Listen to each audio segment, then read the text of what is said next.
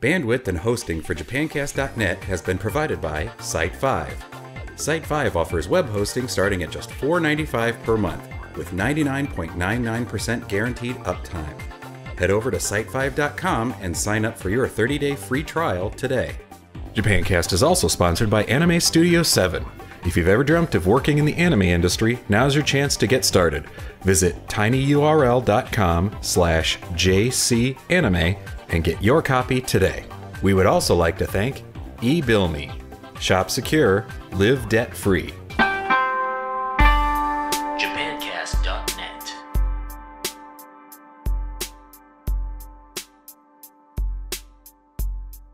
JapanCast のビデオエピソードへようこそ。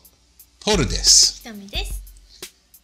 Now, whether you are a fan of sushi or perhaps you think Jet Li and Jackie Chan are from Japan, JapanCast.net is your place to go. This is episode 25, a very short lesson or episode. This is Thanksgiving weekend in the States, and looks like I'm out of focus as well here. Hopefully I'm not too out of focus for you guys. Shooting on my own today. Just wanted to finish up the Michael Arias interview for you guys. So it's just going to be that this weekend, but wanted to get an episode out. Don't really have anything else. There's no news, no emails, nothing like that, but the other half of our interview. And we will be back with a full episode hopefully next week. But again, this is holiday season here in the States, so lots of things are going on, lots of family events, things like that. So our schedule is going to be a little bit off, but I did at least want to get the interview out for you guys to check out. So let's finish up with our interview with Michael Arias. And again, my apologies to him for not figuring out how to record video on Skype, even though I practiced and tested it multiple times. We only have the audio, so please do enjoy this. It's a look into life in Japan, working in the animation and film industries there. So here we go. I think the learning to use software is one thing, and take a class and master any package that's out there in a year, I'd say. After that, all that matters, I think, is really artistic skills. So if you're studying drawing or sculpture or anything that's going to exercise that part of your brain, I wish I had more. So and then there's another aspect to both animation and 3D, which is filmmaking. Like it helps to understand the whole process, not just making shots or doing effects. So.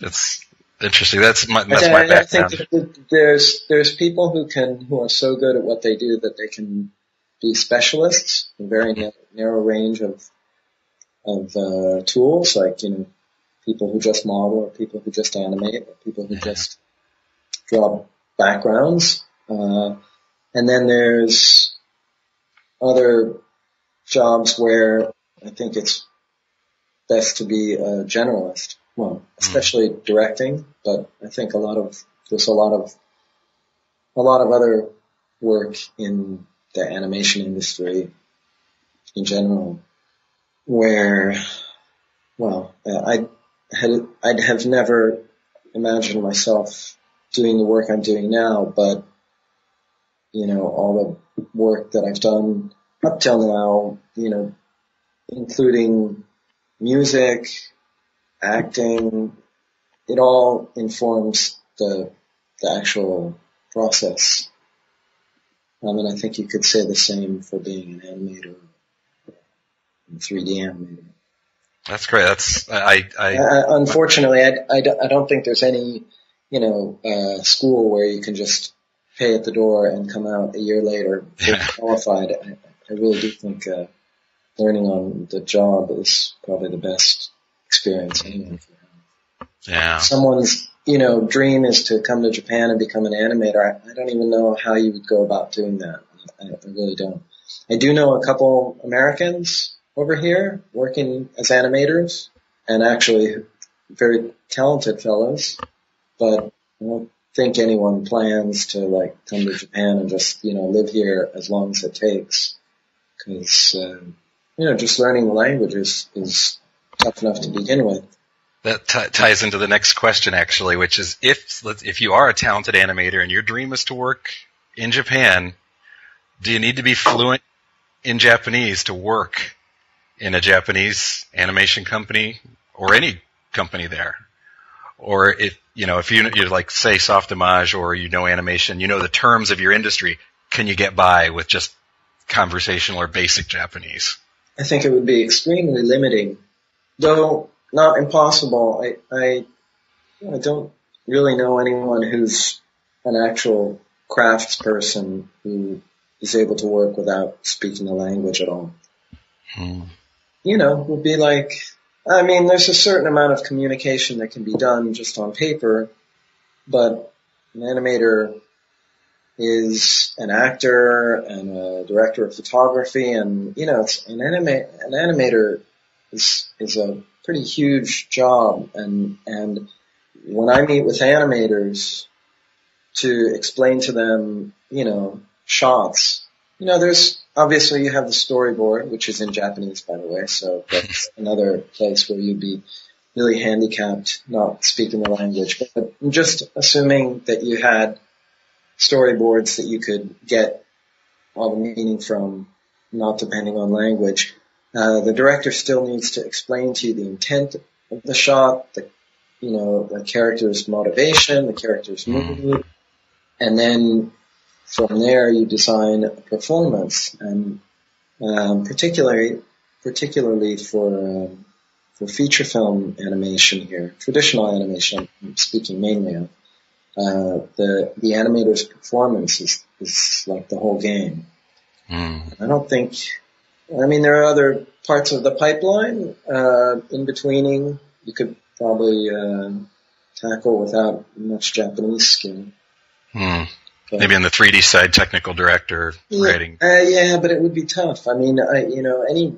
You're always talking to people on the job, and, even if you've got the technical skills, communication is a huge part of working as part of a team. Yeah. That's tough. We do have some of our viewers actually live and work in Japan now. They're designers. Some of them are actually their students, and we had a few emails. They're asking, are there places to go and network if you're into design and graphics and animation? I think most of them were in Tokyo. Are there groups or anything like that you know of? Film festivals. Is there anything like SIGGRAPH in Tokyo? Yeah, actually, there's a Japanese chapter of SIGGRAPH. There used to be a conference here called Nikograph, but it's hugely diminished at this point. There are a couple kind of clubby kind of groups for particularly digital folks. And SIGGRAPH Japan, they throw a party here every year.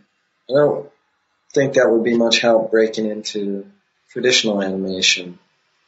Traditional animation, I think the only real way to go about it would be to go to the, Japanese guys who are just starting out, maybe just out of trade school or just out of high school might, submit their sketchbooks, the animation companies typically give an exam where they tell you to, in between this, or you read a timesheet and do the drawings in between.